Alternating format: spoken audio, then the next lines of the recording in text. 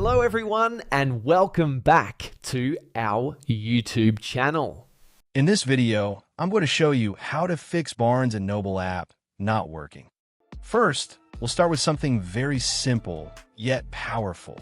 So over the time, apps store temporary files to load faster, but sometimes those files get corrupted and the app starts acting weird. To resolve this issue, we will first head over to our device settings. From here, scroll down and tap on General. Once you're in the General Settings tab, look for iPhone Storage option and tap on it. Over here, you can either search for the app or you can scroll down and look for it. Then tap on the app. On the next screen, you need to tap on the Offload app option. A confirmation pop-up will come up. Now tap on the Offload app option here. It'll take a bit for processing, and then a reinstall button will show up. Simply tap on it to reinstall the app. This should resolve the issue, but if it doesn't, then you need to check if the app is running an older version. Head over to App Store.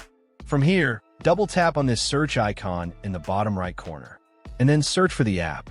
Once the app comes up in the search result, and if you see this update button right next to the app, simply tap on it to make sure you're running the latest version of the app.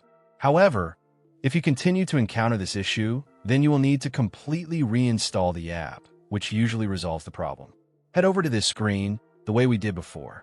And over here, tap on the Delete App option here to uninstall the app from your device. A confirmation pop-up will come up. Now tap on the Delete option here. Once uninstalled, open up App Store and search for the app in the search bar. After the app comes up in the search result, simply click on this cloud icon to install it back onto your device. Hopefully, this resolves the issue. If it does, consider sending a super thanks to support our channel. And also don't forget to hit the subscribe button. We'll see you in the next video.